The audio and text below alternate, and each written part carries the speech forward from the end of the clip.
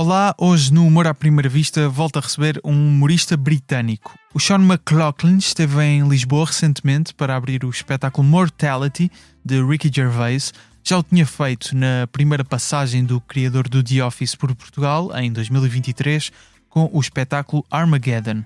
Já é a terceira tour em que Sean é o chamado opener de Ricky Gervais. O humorista também já atuou em Portugal a solo e está de regresso em junho com White Elephant, com datas em Lisboa a 23 e 24 de junho e no Porto a 22 de novembro. Esta entrevista foi feita em inglês, estão disponíveis duas versões, uma original em inglês, outra traduzida para português. Esta é a versão traduzida para português. Conversámos sobre como é que o Sean chegou aqui a abrir a tour de um dos maiores humoristas do mundo. O Sean apresentou-me também uma teoria que explica porque é que a stand-up comedy está a explodir em todo o mundo. Fiquei a conhecer a história de uma atuação em Los Angeles para 17 mil pessoas, que na verdade mais pareceu uma missão Apollo, e descobri que apesar do Sean não viver em Portugal, não está muito longe disso. Humor à primeira vista.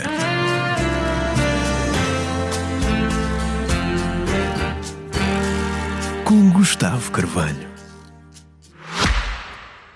Quantas horas por dia está online? E quantas vezes já abriu as suas redes sociais hoje? A tecnologia trouxe-nos a vantagem de estarmos mais conectados com o mundo, mas qual o impacto de estarmos sempre ligados? Saiba a resposta a esta e mais questões no Digitalmente, o novo videocast da Vodafone, com Ana Galvão e José Condessa e muitos convidados especiais. Um novo episódio do Digitalmente está disponível todas as semanas no YouTube, Spotify e Apple Podcasts da Vodafone. Together we can. Vodafone. Welcome, Sean. Thank you so much for being here. My pleasure. Bem-vindo, Sean. Muito obrigado por estares aqui. O prazer é meu. Estás em Portugal para abrir o espetáculo do Ricky Gervais. A tour chama-se Mortality. Mais uma vez com a Mel Arena esgotada. Já atuaste em Portugal a solo, certo? E abriste para o Ricky Gervais nesta mesma arena em 2023. Portanto, já atuaste na maior arena de Portugal, mas também em teatros mais íntimos e pequenos a solo. Como é que tem sido a experiência com o público português? Nunca tinha atuado em Portugal até essa atuação na Mel Arena há 2 anos. Não sabia muito sobre o meio da comédia português. Atuo muito no continente, por toda a Europa, mas em Portugal, por algum motivo, nunca tinha estado. E foi um dos melhores espetáculos em que já participei. Dessa tour? Honestamente, acho que Lisboa foi o melhor espetáculo da tour. A sério? Sim. E não dizes a todos os podcasts a que vais nos outros países, certo? Não digo de todo. Há algumas cidades que posso dizer que não foram muito boas, mas prefiro não o fazer. Mas sim, foi de loucos. Isso é interessante. Porquê é que achas que isso acontece? Quando conversei com o Daniel Sloss aqui no podcast, ele disse que como o boom na comédia em Portugal tinha acontecido recentemente, o público ainda está aberto a certos temas e talvez a linha que define o que se pode dizer ainda não esteja definida. Sim, talvez seja isso. Acho que é uma coisa que noto por todo o mundo. Nós estávamos a falar sobre isso antes de começarmos a gravar. Acho que a stand-up comedy se está a tornar tão popular em tantos lugares que não me surpreende que haja um boom neste país. O público é inteligente, educado, é um sítio muito internacional, isso normalmente ajuda. Há muitas culturas e nacionalidades. Atuo principalmente na Grã-Bretanha e adoro ser de lá, mas acho que as pessoas são bastante miseráveis e tristes. Vim para Portugal e aqui as pessoas sentem-se mais felizes. Esse primeiro espetáculo na Mel Arena abriu-me os olhos e imediatamente coloquei à venda alguns bilhetes para um espetáculo a solo numa sala mais pequena. Depois dessa atuação de abrires para o Ricky Gervais na tour Armageddon, recebeste feedback pelas redes sociais de fãs portugueses? Sim, muito. Normalmente nestas tours há atuações em que recebo feedback e outras em que não. Quando me corre bem, costumo ganhar alguns fãs. Mas em Portugal houve uma grande reação do público. À partida nem estava a pensar abrir datas do meu espetáculo a solo em Lisboa, mas arranjei imediatamente um pequeno teatro, escutou logo, então abri outra data. E foi espetacular. Estive cá durante um fim de semana com a minha esposa, fiz os espetáculos à noite. Acho que foi a primeira vez que ela sentiu orgulho em mim. Agradeço às pessoas desta cidade por isso. A primeira vez que a tua esposa teve orgulho em ti foi em Lisboa. Em quantos anos de casamento? 5 anos e meio. Estamos juntos há 8. Eu acho que o humor português, do que sei, é parecido com o britânico.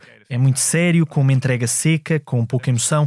Um taxista ontem estava a contar umas piadas com essa entrega, muito negras. É um estilo de humor facilmente entendido. E lembra-me muito... É um país católico, certo? Sim. Eu fui criado católico. O meu pai é irlandês. Acho que há aí uma ligação.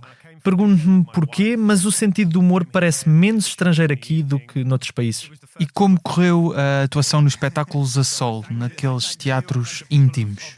Adorei, eram lindos. Eu estava no Teatro Bocage, acho que é assim que se diz, fiz 2 noites. É um poeta muito famoso, Bocage. A sério, peço desculpa por ter arruinado a reputação dele com as minhas piadas sobre peitos. Não, ele era um poeta obsceno, tinha muita comédia dentro dele. Uau, o teatro era lindo. Conheci tantas pessoas que vieram de tantos locais. Foi estranho, havia uma equipa feminina de basquetebol do Porto. Estava a tirar fotos depois do espetáculo com as pessoas e estavam 5 mulheres altas e eu sou alto. Tinham vindo do Porto para ver o espetáculo. Foi muito fixe. Não acontece em todos os espetáculos. Tens um beat sobre basquetebol ou algo do género? Não sei nada sobre basquetebol. Nada mesmo, mas adorei. É um público muito específico. Se esse é o meu nicho, olha, que seja. Estamos a gravar na manhã do espetáculo Mortality, do Ricky Gervais, em Lisboa, que vais abrir mais uma vez. Só alguns comediantes podem dizer que já abriram para um dos maiores nomes da comédia mundial e também já abriste para o Bill Burr, certo? Sim, no Royal Albert Hall, em Londres. Como é que isto acontece? Como é que um comediante consegue abrir para o Ricky Gervais já em 2 tours? Sim, esta já é a 3ª. É como qualquer coisa neste mundo dos espetáculos ou na vida. É preciso ter sorte. Acabei por ser a pessoa certa na hora certa. O Ricky Gervais estava a regressar à stand-up comedy há muitos anos, 2017 acho. Ele faz espetáculos de teste em Londres com 3 outros comediantes quando está a construir o material. E tivemos o mesmo manager num curto período de tempo durante essa época. Um desses comediantes, à última hora, disse que não conseguia ir e eu fui chamado para o substituir do nada. Dei-me bem com o Ricky, o espetáculo correu bem e assumi que ia ficar por aí. Mas nos anos seguintes, quando ele estava a fazer a tour Humanity, às vezes o comediante que abria para ele não conseguia ir e pediam para o substituir. Dava para perceber que me chamavam para aquelas terras em que o comediante que abria regularmente para ele não queria ir, como Plymouth, as piores partes da Inglaterra. Mas de repente foi um efeito bola de neve. Sinto-me muito sortudo por fazer isto, consigo viajar e atuar em grandes arenas, por isso não me posso queixar. Achas que te tornas um melhor comediante ao abrir espetáculos para humoristas como o Ricky Gervais e o Bill Burr? Acho que te tornas melhor humorista porque tem de ser. Fazer stand-up em arenas tão grandes não é algo natural, especialmente para alguém como eu. Eu atuava em péssimos comedy clubs. Tens de aprender a estar mais apresentável em palco, a vender as piadas de formas diferentes. Melhoras como humorista porque a exigência é maior. Explicando com referências de basquetebol, para os meus fãs, já que adoram basquete, se estás a jogar com o Michael Jordan ou o LeBron James, tens de evoluir para continuares a poder jogar com eles. Tenho muita sorte, evoluí como humorista. Então abriste algumas datas para o Ricky Gervais e depois passaste a ser o opener regular dele. Sim, basicamente. E com o Bill Burr foi só uma vez. Um promotor que o levou a esse espetáculo em Londres tinha trabalhado comigo. Tive de enviar alguns clipes meus a fazer stand-up e dentro de um grupo de vários comediantes fui escolhido. Foi incrível. Então quando eu conheci o Bill Burr nos bastidores do Royal Albert Hall, ele já conhecia o meu material e o meu estilo. Isso é incrível. Foi muito especial. Neste trabalho tens sempre muitas dúvidas sobre ti próprio e quando algo assim acontece, essa motivação pode durar 1 ano. Claro. Eu diria que também terá sido muito especial atuar para 17.000 pessoas na icónica Hollywood Bowl ao lado do Ricky Gervais. Normalmente os comediantes não gostam de espaços ao ar livre. Acredito que é mais desafiante para a comédia, talvez não se sinta tanto o riso. Como é que correu? Porque é realmente um espaço icónico. Foi uma loucura. Nunca tinha estado em Los Angeles, nem na Califórnia sequer, e de repente nem é uma sala. Normalmente digo que é a maior sala em que já atuei, mas não é.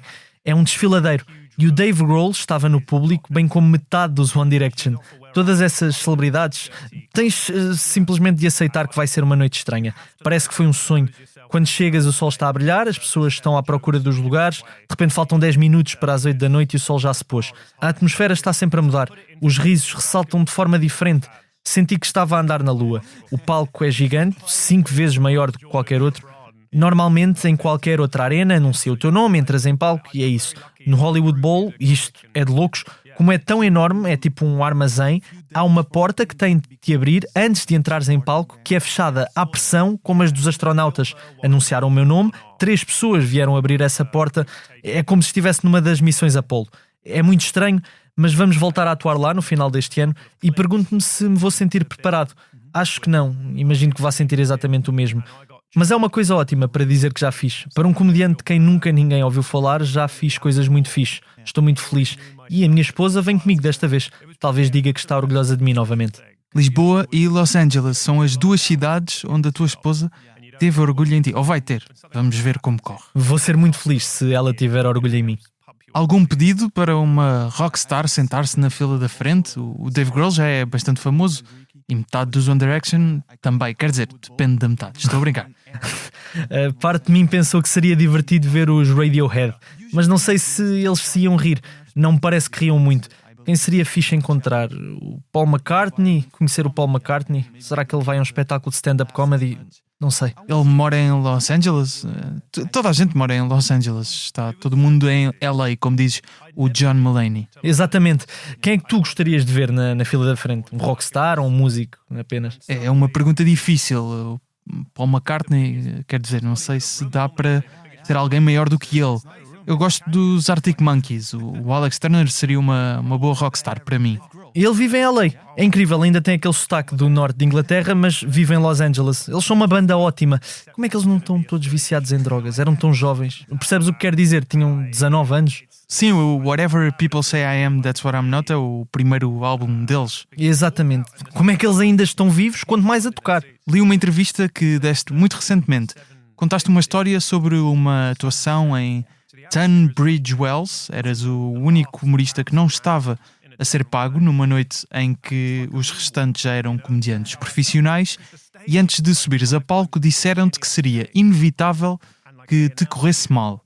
Mas a atuação correu bem. Achas que esse mindset de não tenho nada a perder porque isto vai correr mal até te ajudou a ter uma boa atuação? E será esse mindset bom para a comédia?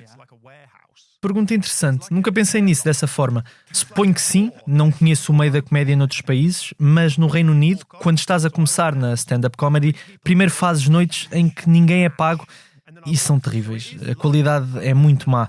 Depois, se tudo correr bem, chegas a um ponto em que és o único humorista amador que não está a receber no meio de uma line-up de profissionais. A ideia é ficares habituado a atuar com profissionais, fazes talvez salas maiores e mais difíceis. Fiquei muito tempo nessa fase. Foi muito complicado dar um passo em frente. Achas que esse é o degrau mais difícil na carreira de um stand-up comedian? Para mim foi claramente, porque tens de chegar ao ponto em que as pessoas confiam mais em ti do que num humorista profissional. É isso que tens de fazer. Tens de ser melhor do que todos os profissionais. E isso demora muito tempo. Após algum tempo nessa fase, senti algum desespero porque não saía daquele lugar. Tinha um trabalho durante o dia e à noite só queria ter a oportunidade de fazer atuações mais longas para ganhar dinheiro. Em termos de se esse mindset é melhor, mencionei esse espetáculo na entrevista porque foi provavelmente o melhor da noite. Tudo se alinhou. Tudo. Os planetas alinharam-se para mim. Acho que sim, que é preciso um pouco desse sentimento. Eu precisava de sentir que não tinha nada a perder. Ninguém está à espera de que sejas bom. Minimiza sempre o comediante antes de o introduzir, não é? Os apresentadores, exato, fazem isso. Aqui em Portugal é igual? Sim, às vezes, ou pelo menos não dizem aqui está o maior comediante de Portugal. Mas olhando para trás, eu gostava de ter percebido que tinha muito mais liberdade. Eu sentia tanta pressão, mas eu devia ter pensado. Eu hoje não tenho de ganhar dinheiro, não me estão a pagar, não tenho de justificar nada. Estou a dar-lhes o meu trabalho de borla. Porém, se és o cabeça de cartaz, aí tens de ser bom. É mais pressão. Sentia demasiada pressão como humorista. A maioria dos comediantes diz que o maior problema quando estás a começar e não estás a ser pago é não apreciares a liberdade que tens. Vai estar em Portugal novamente em junho com o White Elephant, um novo espetáculo a solo. Já estás a fazer alguns espetáculos dessa tour, certo? Sim, é parte de uma grande tour no Reino Unido e estou a fazer datas europeias também. Quer dizer, o Reino Unido é na Europa, deixámos a União Europeia, mas não a Europa. Sim, estou a fazer datas em Lisboa e acabei de adicionar o Porto. Estou muito entusiasmado. Sobre o que é este espetáculo White Elephant, o elefante branco? Bem, há uma coisa sobre a qual não é. Acabei de ser informado que o Elefante Branco é também o nome do mais famoso clube de strip de Lisboa. Agora que dizes isso é que me apercebi, não tinha feito essa ligação. De certeza que não, claro. Estás a tentar manter a tua reputação, mas disseram que é. Qual foi a palavra que usaram? O clube de strip mais exótico de Lisboa. Clube de strip exótico. Nunca tinha ouvido essas palavras juntas, mas tenho de ver este palácio maravilhoso a que se referem. Dizem que é conhecido pelo bife. Se vais a um clube de strip para comer, tens uma doença. Mas quanto ao espetáculo, passaram 3 anos desde a minha última grande tour de stand-up comedy. Falo muito da minha vida, dos meus sucessos e falhanços. É muito pessoal, mas há muito da sociedade. Tento ser observador, faço muitas piadas sobre pequenas coisas, mas são as melhores pequenas coisas. Estávamos a falar sobre aquele passo que foi difícil de dares para seres um comediante profissional. Quais são os próximos passos na tua carreira? Acho que o meu próximo passo é voltar a ser um humorista amador. É o que a lógica me diz. O que sobe tem de descer. Honestamente não sei. O meio da comédia muda muito rapidamente.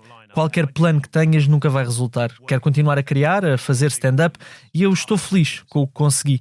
Parei há alguns anos, entre tours grandes no Reino Unido, porque queria conhecer o meu público e organizar a minha vida. Estou muito feliz como tudo encaixou. Tenho muito orgulho no material de stand-up que estou a produzir. É o meu melhor de sempre. É uma das poucas formas de arte em que, quanto mais velho és, mais pessoas gostam de ti. Na música e no cinema, ter mais de 30 anos já é um problema. Em stand-up, o público gosta de comediantes mais velhos. Sinto-me um sortudo e quero continuar a atuar. Nunca atuei no Porto, vou atuar. Nunca atuei na Eslovénia, vou atuar. Há sempre novos sítios onde ir e pessoas que querem rir. Adoro conhecer fãs e quero dar-lhes sempre o melhor que consigo. Vou fazê-lo até poder.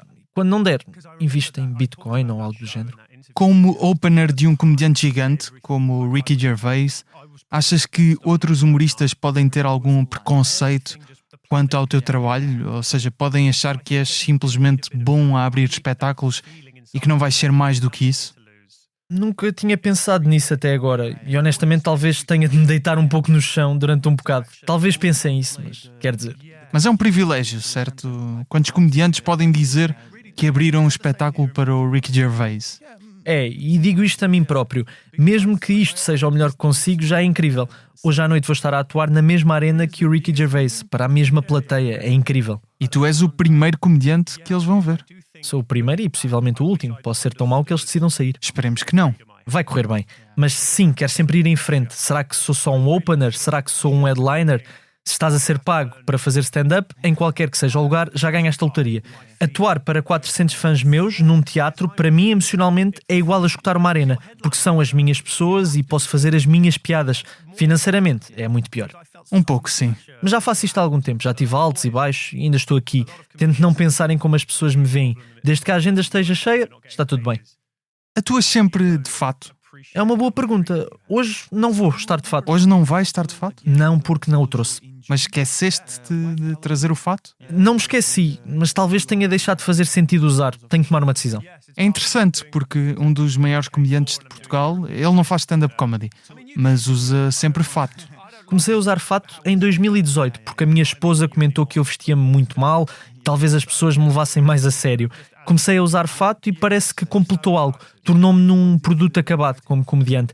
Acho que faz o público olhar para ti de forma diferente. Neste momento, questiono-me se ainda preciso dele. E hoje é a noite em que vamos descobrir.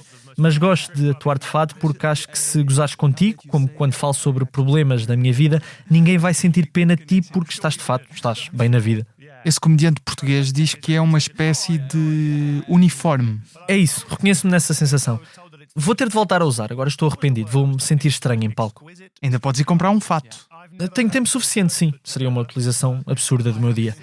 Hoje em dia a maioria dos humoristas já não usa fato. Portanto, é bastante distintivo e tenho a sorte de ser alto. É das poucas peças de roupa que me ficam bem.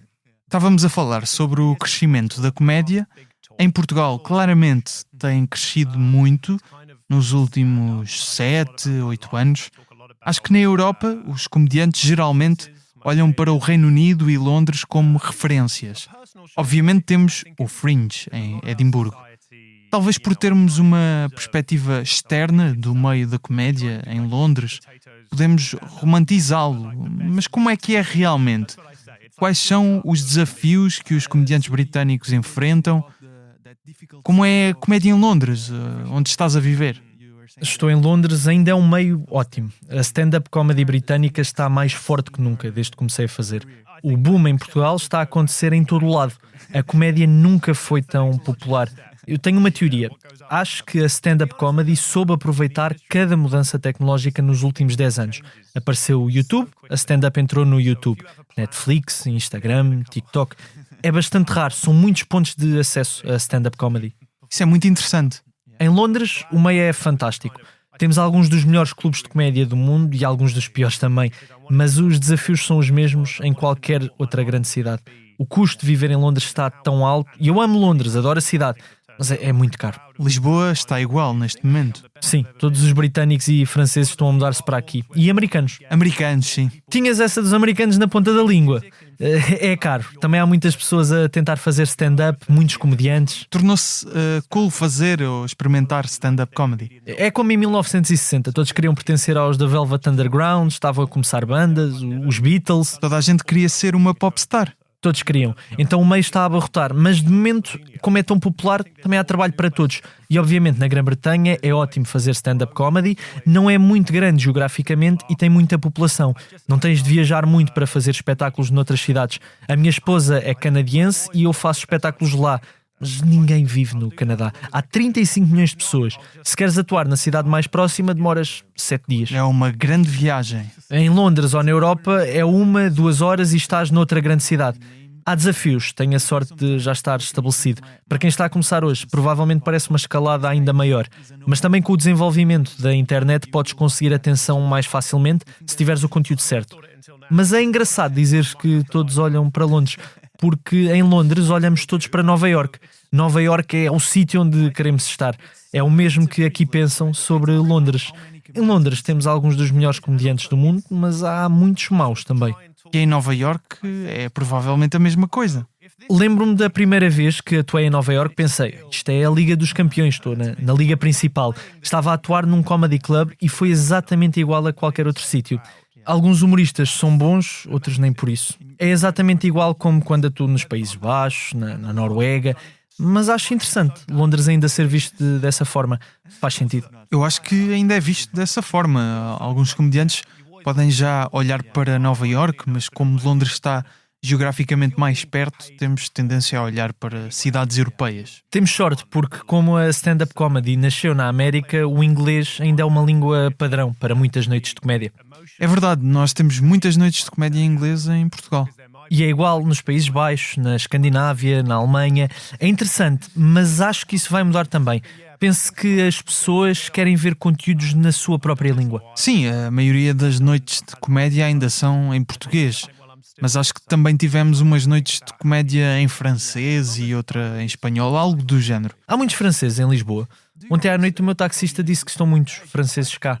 Ao jantar reparei que muitos dos sotaques eram franceses, mas talvez tenha ouvido mal. Não sei, mas há muitos nómadas digitais a vir para Lisboa e temos muitas línguas e culturas. Eu não sei se estás a par, mas Portugal está com a reputação em alta neste momento. Onde? Em todo lado. Toda a gente está a dizer que gostava de viver em Portugal. Por causa dos resultados das eleições americanas, houve um aumento de pesquisas no Google por apartamentos em Portugal. Isso não me surpreende. Toda a gente acha que os portugueses são livres, jovens e lindos. Portugal é cool? Não achas? Não sei, há muitos jovens portugueses que querem sair do país por causa de salários baixos e condições de vida.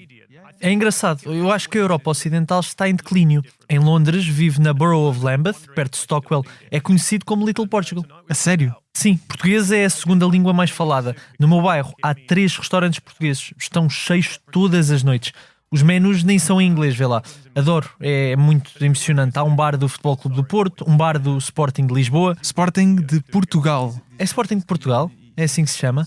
Então porquê é que chamamos Sporting de Lisboa? Porque nós temos o Sporting de Braga, no norte do país. Estraguei tudo, acabei de perder imensas vendas. Sean, muito obrigado por teres vindo. Boa sorte logo à noite, lá estarei. Vens ver o espetáculo hoje? Vou, claro, e vemo-nos em junho, a 23 de junho. Em Lisboa, também a 24 de junho, mas já está esgotada.